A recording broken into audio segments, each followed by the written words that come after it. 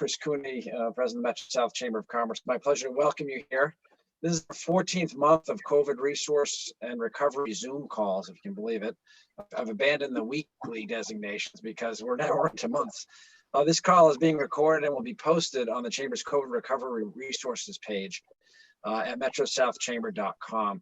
We ask you to post all of your questions you may have to the Q&A section at the bottom of your screen, and our panelists will answer them directly as we go through the program.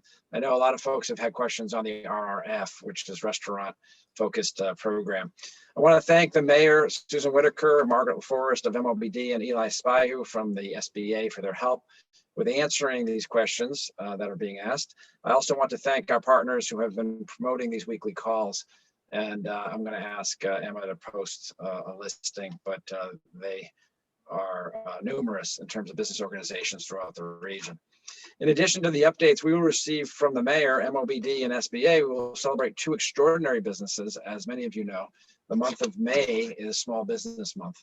And this week, the Chamber, along with Bank of America, who we're happy to have back with us as a sponsor, and Paul Angenetti, who is the director for this region, celebrating by hosting the 30th annual Small Business Awards today.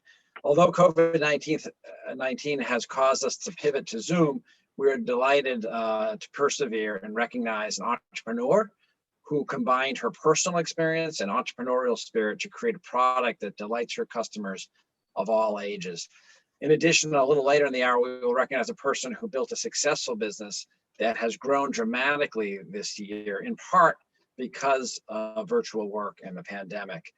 And now, in honor of our armed forces, the upcoming Memorial Day, and those who we have lost over the last year to COVID, I'd ask you to just join me in a moment of silence.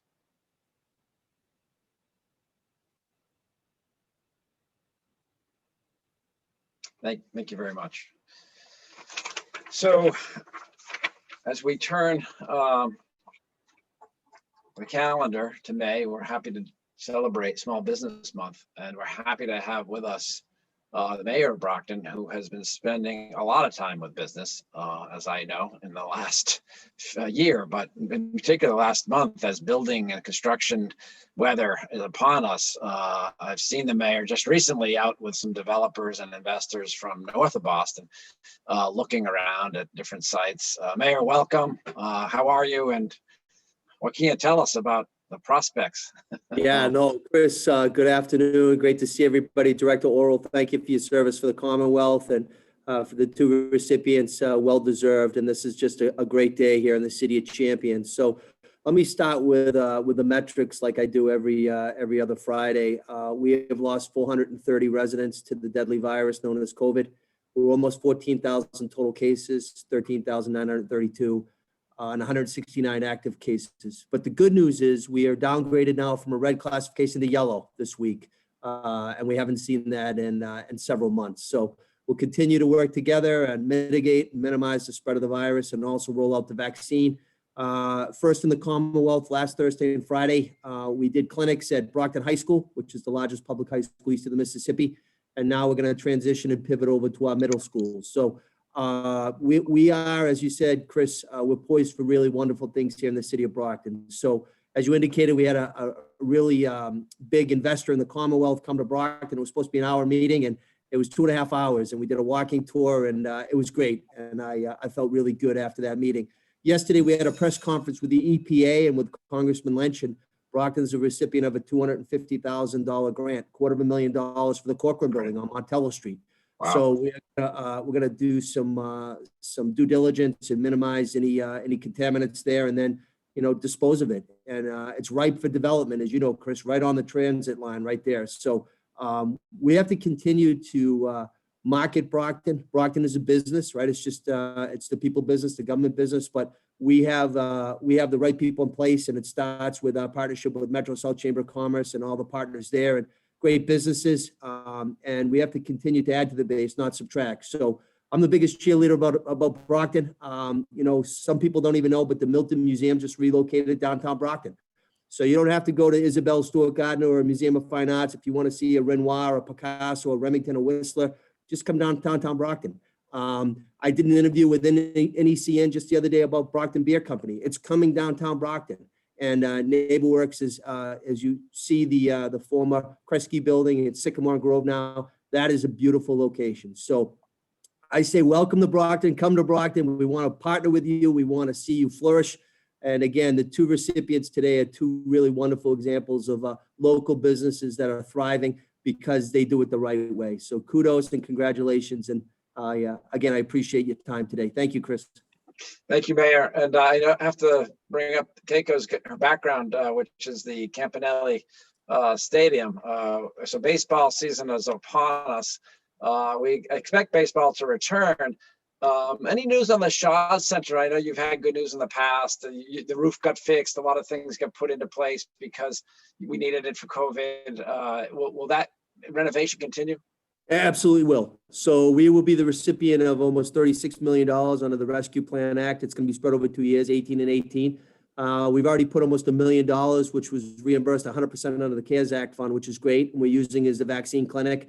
But we have to spend about another $3 to $4 million to get that to the facility the way it should be and we want it to be. I'm committed to that. We've already sat down with the CFO, and Amoresco's our contractor over there, and so we will get that done. There's no doubt about that. We need to. Thank you, Mayor. We want to, as a chamber, reserve as soon as we can our annual meeting. So let us know when it's available. We'd love to get in there. Thank you. So moving on now, we're delighted to have Margaret Laforce with us, our partner from Mass Office of Business Development. Margaret, welcome. Thank you very much, Chris. Do you mind if I share a screen? I've got a couple quick slides to go through today. There we go. Yeah. Great. Okay. Hold on, let's get this.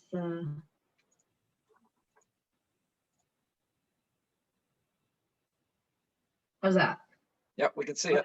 All right, great. So these are a little bit of the updates that the governor announced recently. I know last time we were on this call, he was with us, and I just haven't had a chance to kind of review these and answer any questions at the end. So what's happened as far as new updates? We are in phase 4, step 2. The large venues are now able to increase their capacity, going up to 25%. The amusement parks, theme parks, outdoor water parks, those are going to start to open. They'll be at a 50% capacity and are required to submit a safety plan to the Department of Public Health. And I have a link here where those type of businesses can do that. And also, we're going to start seeing some of these events which really bring, great quality of life to a community. Road races, the large outdoor organized amateur sporting events, professional group athletic events. These two are going to need a safety plan, and they'll be submitted locally to the local Board of Health. Youth and amateur sports tournaments are going to be allowed for moderate and high risk sports. I know the kids are anxious for that. And of course, singing. There's been so much waiting with all of our special events and weddings and things, and restaurants wanting to get live music back. So singing is now going to be permitted indoors with strict distancing requirements. We've updated the sector-specific protocols. You hear me talk about a lot of these. Indoor and outdoor events, restaurants, retail, theaters, and performance venues. And I have these slides hyperlinked with that information. What I'll do, I know Lexi usually posts your slides, so I'll send these over to her. But mass.gov/reopening, kind of the quickest link to get through that. And what's looking ahead here? So effective May 29th, subject to public health and vaccination data, right? Data, not dates. Gathering limits are going to increase 200 people indoors and 250 people outdoors. Those are for event venues, public settings, and private settings. We do still have gathering limits for private households with the 10 and 25. The step 2 industries that are going to be opening: street festivals, parades, and agricultural festivals. And these are also going to be required to submit a safety plan to the local Board of Health.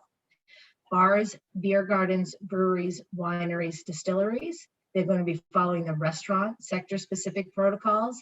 They'll be seated service only in a 90-minute time limit and no dance floors. And the restaurant guidance is going to be increasing back to 10 to a table. So that will happen on May 29th. And then the date, right? So data, not dates. We are putting a holding date though here is August 1st. You heard the governor say if the public health data and vaccination data allows, we will move this up. But that will remove all of the required restrictions, and the capacity will increase to 100% across all industries. There are going to be some best practices suggested at that time, but as far as requirements, those will be lifted. You'll at that point see the dance clubs, the nightclubs, indoor water parks and ball pits, saunas, hot tubs, steam rooms at the fitness centers, health clubs and facilities like that will then open, and that's August 1st or sooner if, again, public health and vaccination data allow. And I realize I have to update this slide. Will Crocker is with us on the call. He's the new Southeast rep. He does share a portion of the Metro South Chamber region. And myself and Sue, who have frequent flyers on these calls, we welcome you to call us. You have our cell phones, our emails, and we're happy to answer any questions offline. And that's it for me today.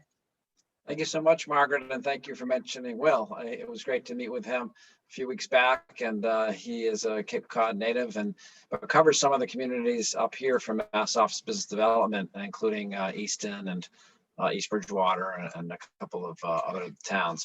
So happy to have you aboard, Will. We'll have to get you on the screen in one of the upcoming calls. So thank you. Again, questions should go down to Q&A, and folks will answer those as we go along. So we're delighted to have with us Eli Spayu from the Small Business Administration. I would happen to be on with Eli yesterday for a session on the RRF, which a lot of people are asking about in terms of restaurant rescue plans. So Eli, welcome. And I guess we should anticipate some information on restaurants and the program that's currently available. Absolutely.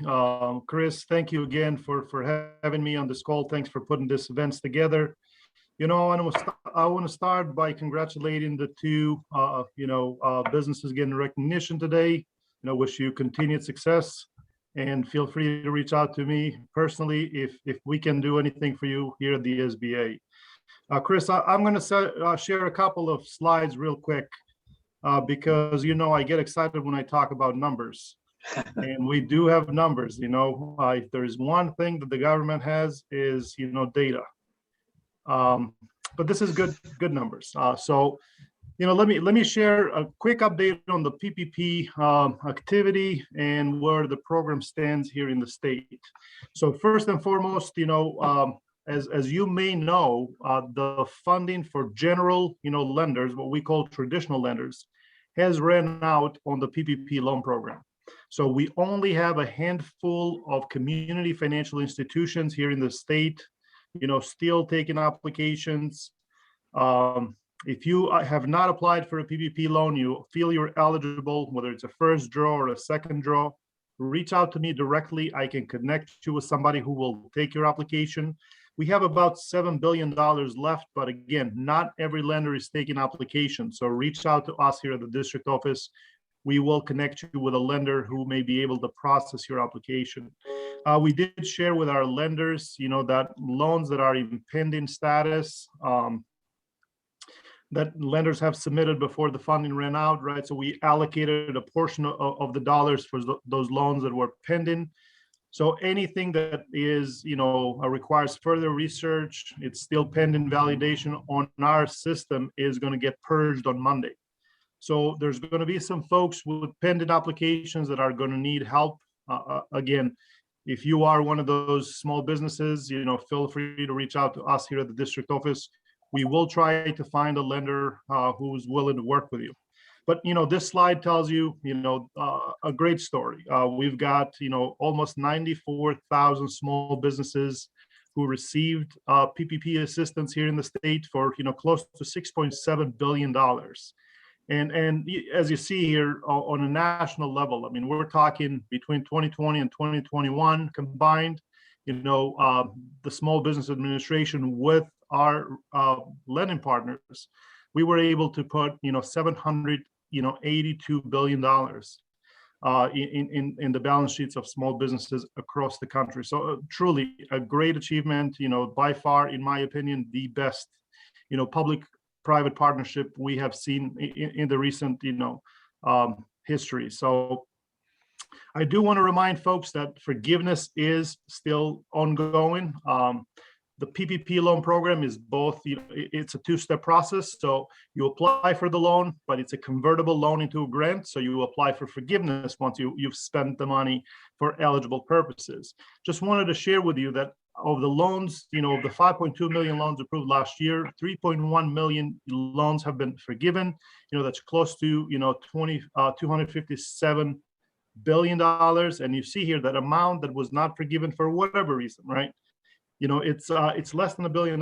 So that's all good news. And again, we still have close to 2 million applications, still not processed, but the majority of them from 2020 have been processed. So as Chris mentioned, the RRF is the hottest commodity we have here at the SBA currently. To say that this program is, oversubscribed is an understatement. So we had $28.6 billion in appropriations under the American Rescue Plan. We have to date received, well, actually, this is as of a couple of days ago, we have received 266,000 applications for $65 billion. Wow. So I don't want anyone to get discouraged out there because we want folks to continue to apply. We want the legislators to see that there is a need out there, right? And the numbers speak for themselves. So we want folks, in Congress to perhaps listen and, authorize additional funds. And one way for them to do it is by us publishing this data.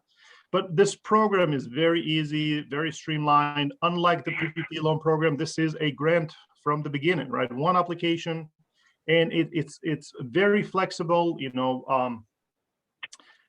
it does have a much longer covered period. So it does have a 3-year covered period under which a small business or a recipient of an RRF grant can use the funds. And very simple math involved when calculating, right, when calculating the loan amount. So, but we do have some set-asides under the program. You see here that we have set-asides for priority groups. Those would be women-owned, veteran-owned, and socially and economically disadvantaged businesses. You see here a breakdown of how many applications we received. It's close to, I believe, 140,000 applications that we have received for the priority group. And as of May 12th, we did already approve $2.7 billion dollars for 21,000 applicants. So set aside, again, we have set aside some funds. The administrator, I should say, not, none of the people in my office, but the administrator, the SBA administrator, set aside, funding for businesses with less than $50,000 in 2019 revenues. $500,000 was set aside for that purpose.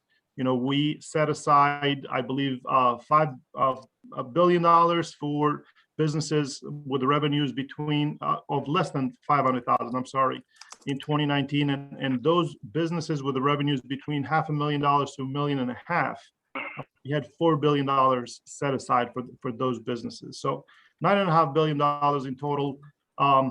Truth be told, as you see here from the numbers, only the bucket under $50,000 still has funds available, right? So everything else has been subscribed, and we are encouraging folks again to put in an application if you haven't done so already. If you think you're eligible, we want the legislators to see the demand out in the marketplace, and again, we're not going to close the portal until all the buckets are basically appropriated. So that's the update for me, Chris. Back to you. Thank you, Eli. One of the questions that came in was on how one would define whether they're eligible for socially or economically disadvantaged. Is it neighborhood or a business segment, or how does that work? So there is first and foremost, right, a business that's owned and controlled, right, including the daily operations of the business by a woman, right, 51% or greater women-owned business, 51% or greater veteran-owned business, and this doesn't have to be one individual. It could be a group of individuals. Okay. A socially economically individual and right a socially and economically group or individuals would also qualify. And how would they know if they are disadvantaged? So we are using the same definition. We're using the same definition that the SBA uses for purposes of government contracting. So it's well defined on the Code of Federal Regulations as to who falls under the priority groups, right? But I can briefly go over the socially disadvantaged individuals, right? Are those individuals that have been subjected to racial or ethnic prejudice or cultural bias because of their identity as a member of a group without regard to their individual qualities. This is the actual language from the CFR. The economically disadvantaged criteria, right? And this is a two-pronged approach. You have to meet both of them, right? So you have to be both socially and economically disadvantaged. So an economically disadvantaged individual, according to the definition under the CFR, would be an individual, whose ability to compete in the free enterprise system have been impaired due to diminished capital and credit opportunities as compared to others in the same, business area who are not socially disadvantaged. So this is, again, this is something that we measure both by, net worth and net income in the business world. So of the principle of the business, I should say. So if that corresponds with average incomes, household incomes in Massachusetts, then you're probably looking at many of the gateway cities and such, right? Absolutely. So the economically disadvantaged criteria is actually pretty generous. So I believe it is income of less than $250,000 a year and net worth of less than $750,000. So yes. Okay, that's great to know and to answer that question. So if you're interested in applying for this, that might be a way to access a better spot. My understanding, Eli, is that the first 21 days of this program is allowing those three segments, veterans, veteran-owned, woman-owned, and economically disadvantaged, in the queue before the rest of the applicants. Is that true? That is correct, Chris. So in the priority period, right, the first 3 weeks of the program, only businesses that are owned and controlled by, one of the priority groups mentioned earlier will receive funding. Everyone can apply, but funding is only going to be, in the first 21 days made available to those particular eligible entities. So on day 22, everyone else will get funded. That's great information. I believe we're in that 21-day period right now, right? We are. So the program started taking applications on May 3rd, right? So through May 24th, that's going to be the priority period. Okay, so that's big. If folks who are on this call, many of you are connectors in the community and are points of contact for small businesses, please let folks know that this is their opportunity. They have about a week left.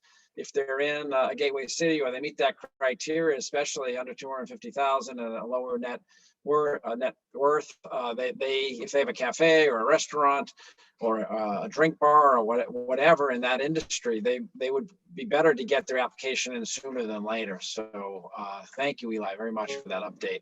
I also understand you had sent me your slides from yesterday, and we had you sent me the recording too. So we're going to post that. I think Emma's either already posted it or she's about to post your presentation from yesterday, which really goes into a lot more detail, and your slide deck, which was very, very helpful. I sent it to a couple of bankers today and they really appreciated it. It was very, very helpful to reference for their lenders, especially who are getting the questions as well. So thank you. Thank you for being with us. Thank you, Chris. Okay, so it's now my pleasure to welcome our MC for the awards portion of this program. And it is a delight to have Masa Kambabe with us. She is the Vice Chair of Community Affairs for the Chamber of Commerce and serves on our executive board. She also is the owner of Kambabe Immigration Law and has operated that law firm here in the region for a number of years. And we're delighted that you're with us today, Masa, to MC. Thank you. Thank you, Chris. It's great to be here. Hi, everyone. I'm Masa Kanbabi, and it's really an honor and pleasure to participate in this very special awards program. I think perhaps it's never been more important to recognize the role of small American businesses. We know that they play an important role in our economy, but also in our democracy. We need strong and healthy small businesses. They're the backbone of our economy. So therefore, despite Corona, we are going to celebrate the success of the Entrepreneur and Small Business of the Year in recognition of all that they do for our community.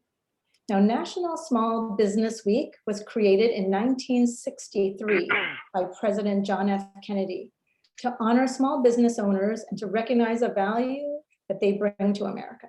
So over the years, Small Business Week has actually evolved into Small Business Month. It's an opportunity to honor individuals whose impact extends far beyond their reach. It touches the lives of their peers, their families, their successors, and their neighbors, our neighbors. And it's inspiring that to see the minds of these budding entrepreneurs everywhere, but particularly in our region of the Commonwealth. So our award recipients will join a long list of triumphant business people and entrepreneurs who utilize their ingenuity to adapt to changing economic and social climates, not only to survive, but to thrive.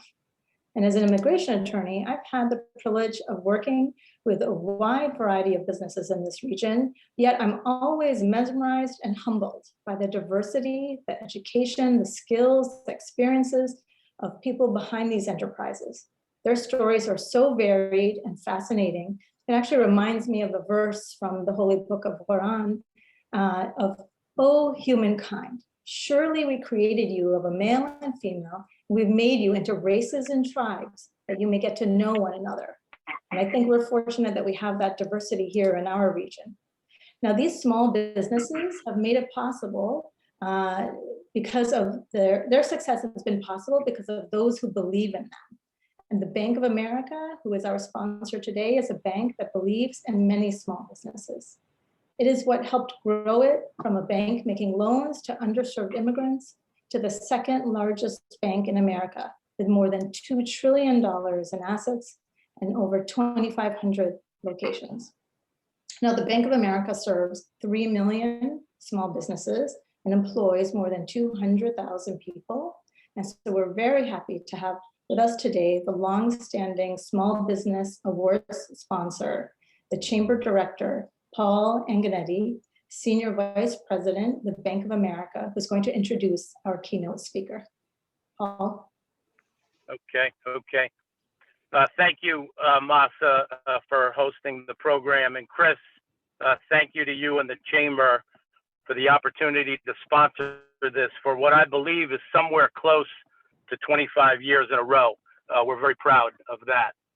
If ever there was a time to celebrate small business and the spirit of owning a business, running, leading, and managing a small business in the community, that time would be now. This past year, unprecedented. It won for the history books. Extraordinary circumstances, challenges on all fronts, personally, professionally, and socially.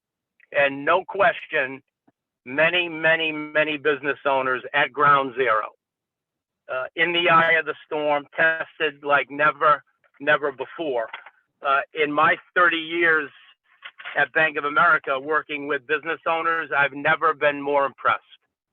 And the words that come to mind: resolve, resilience, perseverance, commitment, leadership, and good old-fashioned grit on full display. And with that, honestly, never been more proud of our bank and our role. Partnering closely with the SBA. Eli, the numbers you shared, incredibly impressive, and Bank of America with you side by side in support of business owners. Every step of the way, arm in arm, throughout the entire process. I'll share a couple of quick numbers.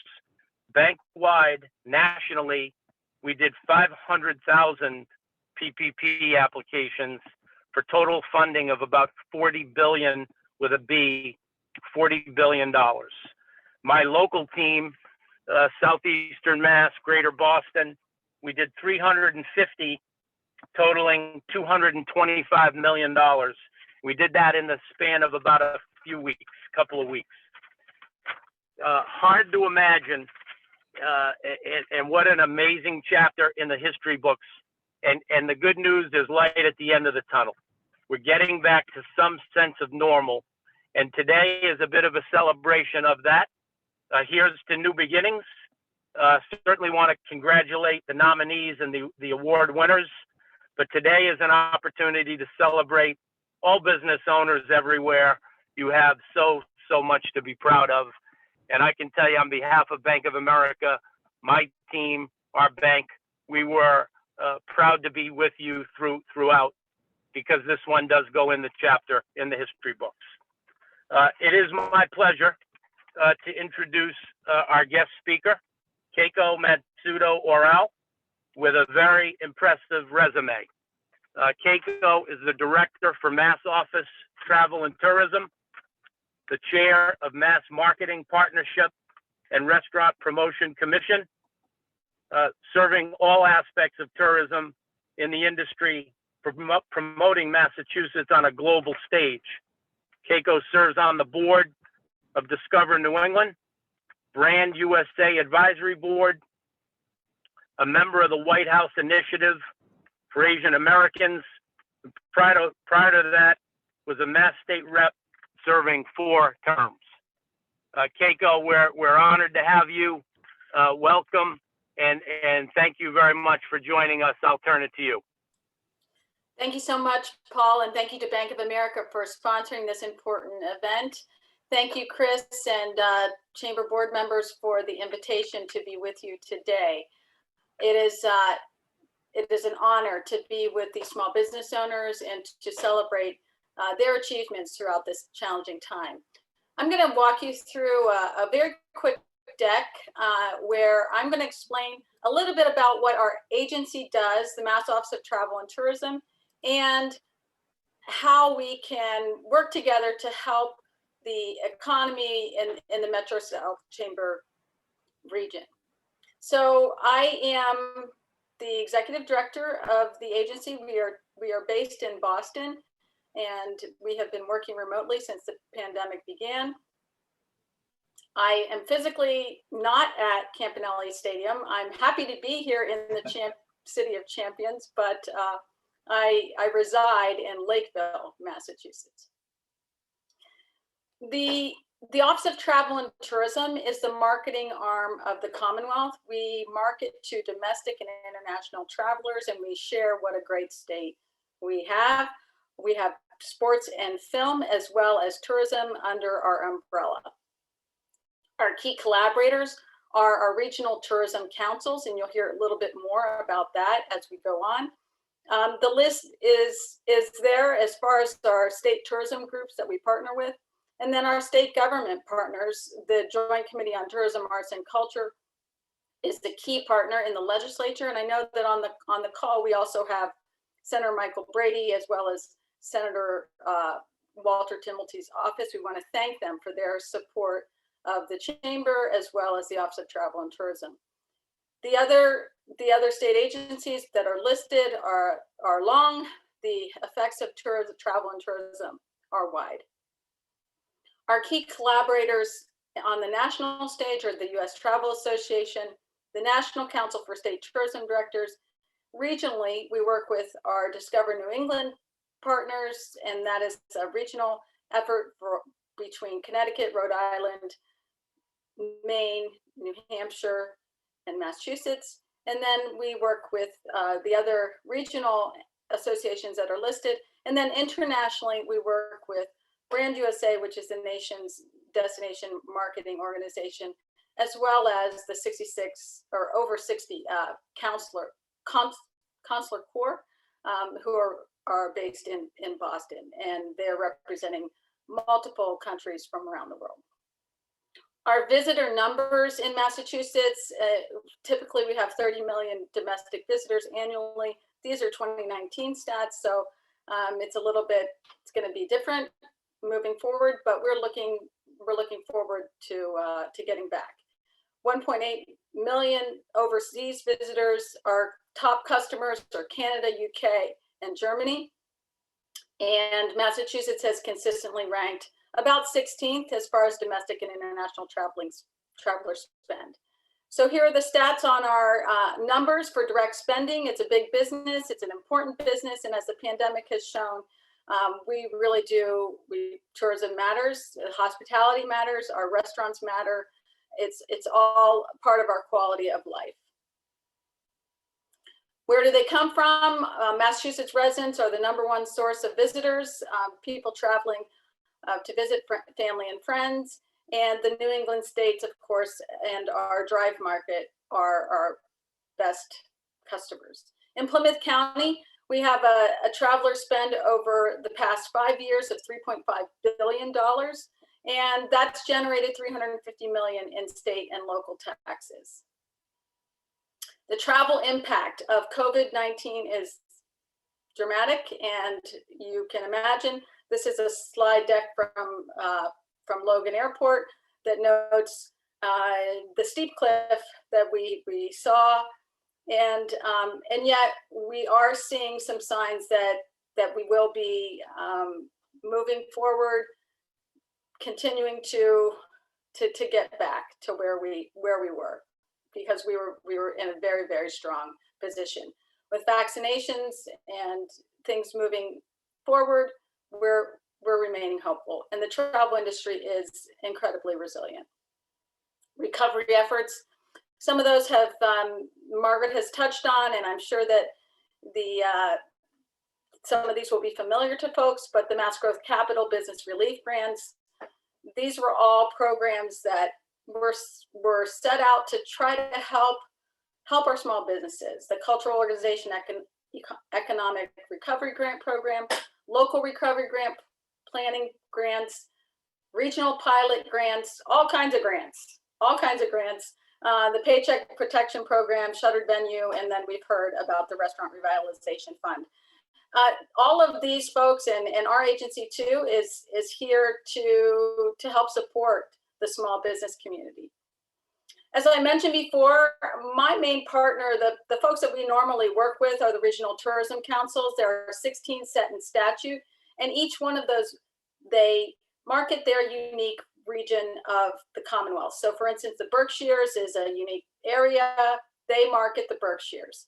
Central Mass, north of Boston, the Cape and the Islands, each one of them market their unique region.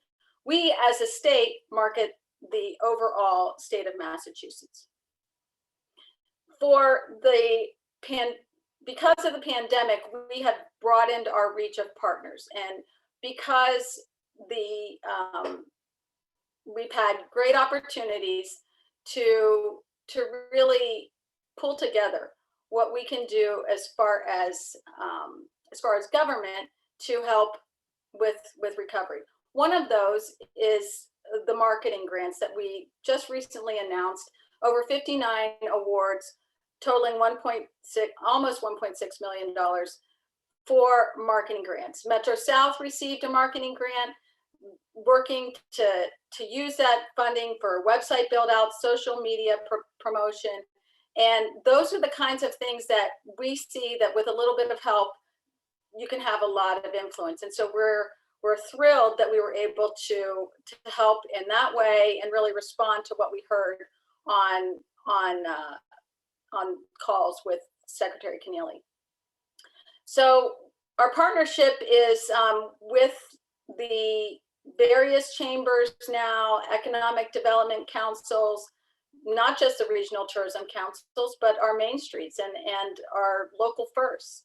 And that's been really a good thing to see. Our grant program that's currently open now is a Destination Development Capital Grant. It's geared towards hardscape projects that are infrastructure, facilities, design and engineering. What does that mean? that means things that are tangible, that parking, transportation, restroom facility updates, ADA accessibility. And what we have seen is that some of those things, they also need attention. We want to make sure that our destinations have the ability to be sustainable, and these funds will open up for some of those things that normally wouldn't be covered. With our statewide marketing efforts, we have a key channel, visitma.com. That's the state website. I want everyone on the call to know that the travel and tourism businesses in your region, including restaurants, attractions, hotels, can be featured on our site for free. It's free advertising. That's the way we populate our site. We would love to see more businesses from the Metro South region featured on our state website. You can follow us on Facebook, Twitter, and Instagram. You follow us, we follow you. It's that type of thing where we build our brand and we build Team Massachusetts. These are some of our seasonal and regional promotions that we put up, and you can see some of those on Visit MA. Our latest one was regarding historic women trailblazers, and that was an exciting piece because of the 100th anniversary of the women's right to vote. It has historic women from across the state who made a difference, not just here in our state, but throughout the world. And then it has various places that you can visit. So please check that out.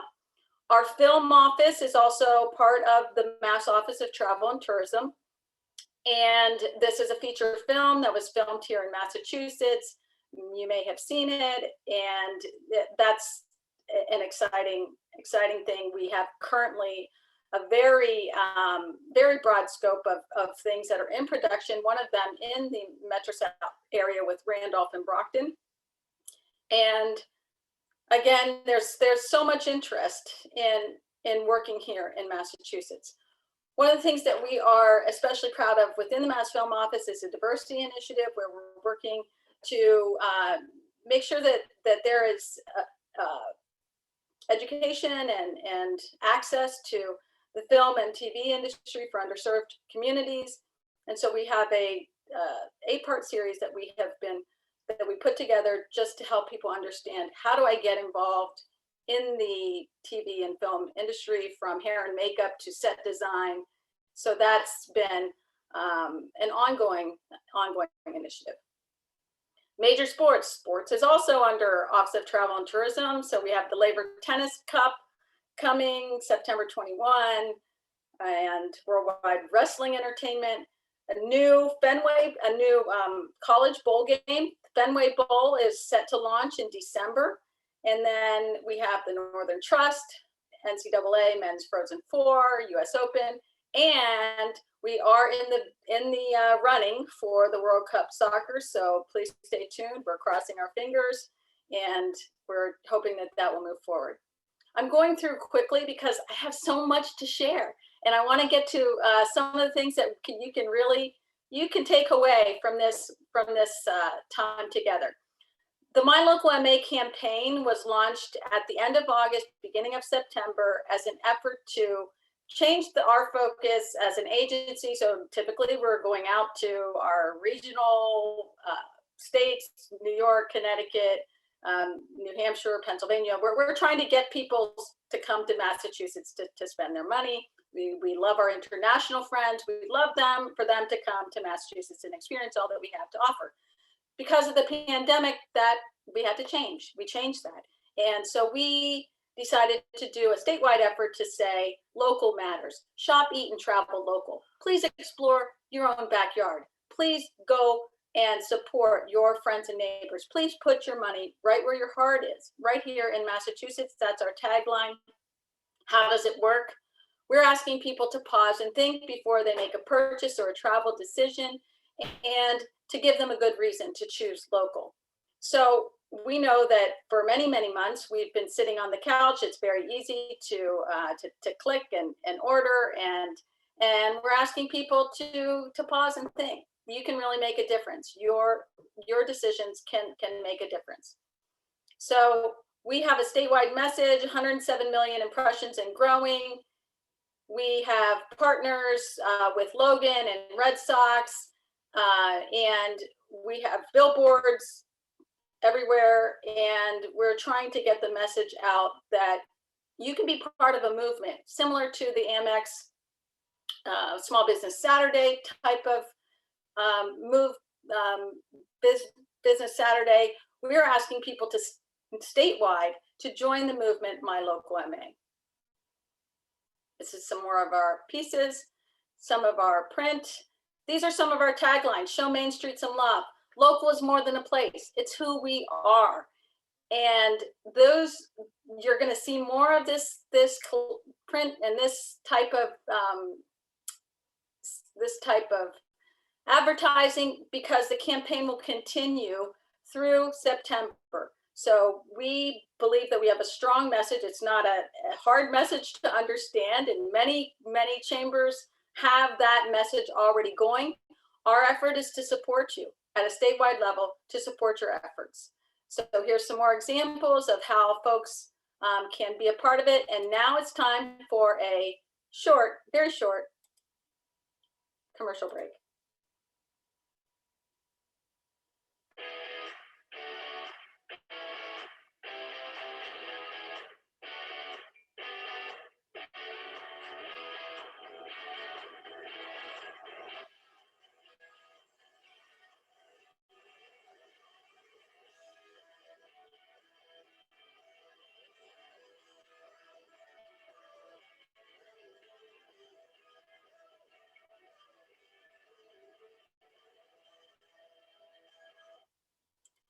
So you make local happen. Our commercial was upbeat. It's trying to help people understand that they can really make a difference. How do you get involved? You think it's a great idea. How do we get involved? Utilize the marketing assets. There's going to be a slide later on that tells you how to do that. Customize your marketing assets. You can also feature your story. I know that some of the small businesses on the line have great stories that they would like to share with the world. It's we have on our website, Love My Local MA, we have very short we have questions and very short answers that you can use to tell your story. You may be featured in our social media campaign. You may be featured in our newsletter. So that's something that people can take away today. The toolkit that I mentioned is at lovemylocalma.com. We have ready-to-use resources that are very easy to grab and go. If you don't have the software or you don't have the know-how, you can grab something and go. If you do have the software and you do have the know-how, you can make it your own. You can customize it. And so we are really trying to hear what our business owners are saying, in that they don't have time. They're like, I don't have time. Grab something and go. Use the hashtag #MyLocalMA. Here's some examples. What could you post? Well, one thing you could post to this month especially is our economy runs on small businesses. Proud to be a part of the hashtag #MyLocalMA movement. The idea is the more folks that are using it, the more attention it gets. If you think about hashtag Ice Bucket Challenge, that's what we're trying to achieve with #MyLocalMA. Seen and heard, these are some examples of how people have used some of the design elements on social media. Here's another example of downtown Amherst using a pledge card. And again, many of these folks have already had local campaigns going, and our effort is just to support those efforts and really to just help people to build that awareness that local really does matter. Our agency also has a State of Wonder contest. Please pay attention, because this is a great opportunity. Statewide photo contest is opening next week. 3 vacation packages will be awarded to the top vote getters each month throughout the summer. So we are asking folks to go to visitma.com, that you will see the contest details that launches next week. We hope that people will participate. We hope that you'll share it with your friends and neighbors. You'll get them to vote. And from some of the vacation packages, you'll see that we have 2 nights, a 2-night stay in the Berkshires, 2 tickets to, it's a package, 2 tickets to Jiminy Peak, 2 tickets to a restaurant, 2 tickets to a breakfast spot, and 2 tickets to a museum. It's those types of packages that are really going to showcase our state statewide. So we have some really great prizes for our State of Wonder contest. Next, we have our restaurant promotion campaign. That is going to be running beginning May 28th. Stems from the Mass Restaurant Promotion Commission. It's an effort to really promote our restaurants. It ties into the My Local MA campaign, and it will run through September of 2021. So what are the key takeaways? Please use the hashtag MyLocalMA on social media. Join us, join our movement. We need your help. Free advertising. Check us out at visitma.com. It's very easy to do. If you scroll to the bottom, you click feature here. You can be featured if you're a travel and tourism business. That would be hospitality-based, restaurants, hotels, attractions, museums. Share your local story. Share your business story at lovemylocalma.com. And then finally, enter the State of Wonder contest, which opens next week. I am so honored to be with you today. I'm happy to take questions or email. My email is listed. Please feel free to reach out to our office. Again, the key takeaways, please check us out and utilize the resources that are there. Thank you so much, Chris, and I look forward to the rest of the event. Thank you, Keiko. Thank you, Keiko. That was wonderful. I actually went to the website and then posted it on my Facebook page because there are just so many tremendous things that Massachusetts has to offer. And so I'm going to give a little plug for picturesque Easton, where I live and work. We are home to 5 historic architectural designed buildings by H.H. Richardson, who designed the Trinity Church in Boston. And I'm going to give a shout out to our select board chair, Dottie Fulgenetti, and Stephanie Danielson, who's our director of planning and economic development, for trying to promote all the wonderful things in Easton. So next, we're going to get to our awards.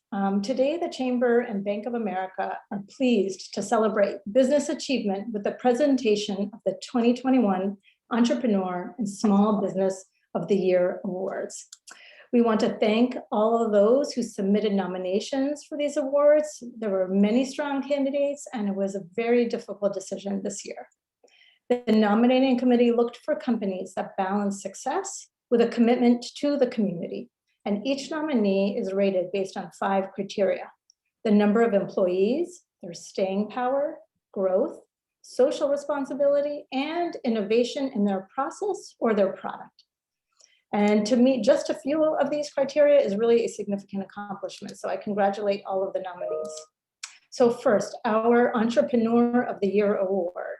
It recognizes innovative individuals whose businesses have grown through their commitment to their customers, their product, process, and their community. The Chamber and the Bank of America Small Business Services are pleased to present the 2021 Entrepreneur of the Year Award to Fusion Dolls. Bravo. Our winner, Widline Pyrame of Fusion Dolls, was born in Haiti, a predominantly Black nation, and Widline remembers at the young age of 9 battling self-appreciation and self-esteem due to the bombardment of toys and media that showed fair complexion, women with fair complexion and sleek, straight hair. And she remembers that the perception of self-love started to enter her mind when her uncle gave her and her sister a Black doll to share. And some of her first memories of her sister, of her and her sister fighting over this doll. It was special because it was the first time that she had a doll that looked like her and her sister. They were so shocked to see that one existed, and they just stared at the doll in amazement. And so now Widline tries to help girls of all hue by creating a diversity of dolls that look like them. It's empowering them to love their looks. And she made a promise to create dolls that would provide a connection for other kids. And so through her vision of inclusion for all children wanting to identify with something special to them, Fusion Dolls was created. It's a platform that gives parents easy access to Black dolls. And Widline believes it's important to learn about self-love at an early age. Since most little kids tend to identify with their dolls, having a doll that looks like them can help them build their confidence. And we know now with social media, it's more important than ever. And so every child deserves to know that they're beautiful just the way that God created them. And so Fusion Dolls' mission is to spread that diversity, awareness, and to encourage our children to love themselves inside and out. And so the Metro South Chamber and Bank of America are proud to announce Widline of Fusion Dolls as the 2021 Entrepreneur of the Year. Congratulations, Widline. It's well-deserved. Would you like to say a few brief words?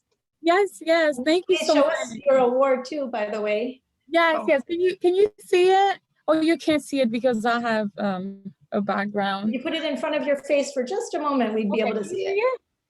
Oh no, now you've disappeared entirely. Okay, sorry. I'll remove my background. But I just want to say thank you so much. Thank you so much for, nominating me because, like for many small businesses, for all of us, it's been really hard. But, what keeps us going is us being consistent and keep on going, having the fire burning. Literally, I don't sleep. I stay up thinking about different ways for us to grow. And then now we at Westgate Mall, where we've been meeting the community right there. You know what I mean? And yesterday we got to meet Chris. It was so exciting. And I love Metro South Chamber. Thank you so much for all the support you guys have been giving to us. And I know, Michaela, we met already. And then I'm so excited to be able to be here. And that means so much to me. And when Lexi emailed me and told me that like one small business, entrepreneur of the year. And I said, oh my God, there's so many people. All of us are working so hard. Like, why me? Like, what? And then I'm like, you know what? God put me in this path and I'm so excited to be here. And I recently started to do my business full time. And I am so pleased and very proud and humble to be able to win this. Oh my gosh. So thank you so much. Thank you, Widline. It's very well deserved. I can tell you, I know several friends of mine who have gotten these dolls for their young girls and they love them and it's made a world of difference in difficult times for them. Okay, so next we're going to present the Small Business of the Year Award. This award recognizes business leadership, which has fostered company growth and created new jobs while contributing to the community. And the 2021 Small Business of the Year Award is presented to Mallory Headsets. Now, let me tell you a little bit about Kelly Mallory, who I've had the pleasure of getting to know through the chamber. She provides a full service, she's a full service provider of all telecom equipment, including headsets, telephones, cabling, and all peripherals of telecom hardware. At Mallory, they strive to put customers first with the lowest cost and best service. Kelly spent 8 years doing the books for a telecom company and later branched out into sales. She then left that company and worked for an out-of-state telecom company where she was an outside sales rep for several years, but she didn't like how they were treating their smaller customers and thought it could be done better. So what does any amazing woman do? She started her own company and she started Mallory Headsets. Her business objectives have always been the same and will never change. The company comes first. It's simple and it works, low cost, high quality products, and it's what she strives for. Mallory Headsets started in 1997 in the breezeway of Kelly's home with a computer and a phone book. Wow, remember phone books? There wasn't Google back then. A year in, she rented a small office on Belmont Street, 400 square feet. She purchased a few dividers and computers and employed 2 people part-time to make sales calls. She worked there for 3 years before she purchased her own building in West Bridgewater in 2000. And from that time, she's added family members to help grow the business. Gross sales have increased year over year and total sales volume has increased dramatically as virtual work became pervasive. When recently informed her business had been selected, this is what Kelly said. Just to be nominated is enough. We, Mallory Headsets, are the epitome of a small business We're fair, honest, and truly love our customers. I do this because it makes me happy, and life is too short to do anything else. Well said, Mallory. Well said, Kelly. So please join me in congratulating our 2021 Small Business of the Year recipient, Kelly Mallory of Mallory Headsets. So Kelly, would you like to say a few words? You're on mute. You want to unmute yourself, Kelly? There you go. I'm so embarrassed and I cried a little because Masa, you're my hero. I just want you to know I look at what you do and I just think you're amazing. Here's my beautiful award. There's no real words because it is what I said. I love what I do so much. And I really love my customers. I know them all. I know everything about mostly all of them. And it doesn't feel like work. So sometimes when you get, stuff like this, it's overwhelming. You feel like, oh my gosh, do I even deserve this? Because I love what I do. And I just sometimes don't even feel like it's work. I mean, I love what I do. I am honored. Everybody that spoke, Keiko, amazing. Masa's my favorite. I'm just so thankful and honored. But I do have to say it does. I have two key people here besides myself. One is Jake Donovan. I have a lot of part-times, come in, come out, a couple that have been here for a long time. But I have key people. Jake Donovan's one of them. My brother was one of them. He unfortunately passed away, so hence my new company I started. But without them, they really matter and make a difference here too. It's not just me by myself. It's my husband who, when I said I want to start my own company, and we literally owned a house for 10 days, and he believed me. So it's more than just you working hard and loving what you do, because it's easy when you love what you do. It's really the people around you, your family, your customers who have kept you year over year over year. And I say it all the time, no matter what business you have, make your relationship with your customer. Yes, I have vendors and I have manufacturers that I buy from, and I always have to remind them, I like you, but you're not really who I care about. It's my customers. I try to build relationships with my customers that are genuine and real, because then you don't have to really worry about competition, right? That's where you have to build your relationships, because if they like you and they know that you're honest and true, and somebody else comes along and says, hey, I can give that to you for a lower cost, or I can offer you more. Your customer says, well, let me call Kelly. Let me see what Kelly can do. That's how you become successful, I think. Obviously, hard work, working all the time, but it's the relationships. So thank you to the South Shore. In Eastern Bank, I want to thank Eastern Bank too, because, being nominated, I didn't even know I got nominated. When Lexa emailed me, I was like, who nominated us? Really, I was shocked. But I'm just happy and appreciative, and I'm so thankful and humbled. And it's nice to be recognized, because it's not something you do for yourself. So thank you so much. And thank you. Thank you, Kelly. Well deserved. So the Chamber joins with Bank of America in extending congratulations to both of these businesses and to all of our members for their business success. So I'm not sure, we have some door prizes to do. So do we have some time for Q&A? Not currently. Okay. But we can. But everyone has offered to answer questions that are submitted. So, but we should probably wrap up because we're at that hour.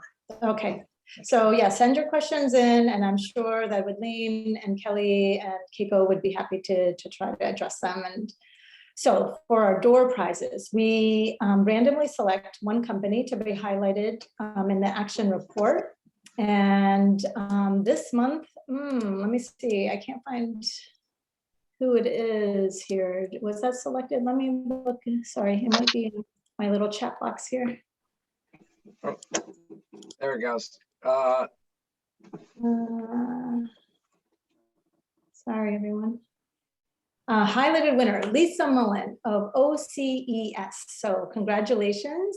Lexi will be in touch, or Emma Stratton will be in touch with you about getting featured in our action report. Okay, so our first door prize winner is Daniel, I'm not sure I'm gonna say it correctly, Genant at TD Bank. So congratulations, Daniel. You won the wireless headset from Mallory Headsets. Right there, very comfortable. That looks I great. hope you love it and call me and buy more. Show all your coworkers. All right, and the second door prize is a multicultural doll from Fusion Dolls. And the winner is Patricia Kelleher from Family and Community Resources. Congratulations, Patricia. Yeah. And the third door prize is a wireless headset from Mallory Headsets. Yep, another one. And the winner is Adelsa Mendez of Brockton Redevelopment Authority. So congratulations, Adelsa. And so Lexi will be in touch with you about the door prize. So thank you to all of our participants today, and a special thanks to Mayor Robert Sullivan, to the Bank of America Small Business Services, our awards committee, Keiko Orrall, Eli Spehu, the Enterprise, Wicked Local, and let's all congratulate again our award recipients, Fusion Dolls and Mallory Headsets. So thank you all for your support, supporting the chamber and our community, and I hope you all have a wonderful and beautiful day outside and a great weekend. Thank you. Thank you. Thank you. Thank you. Thank you.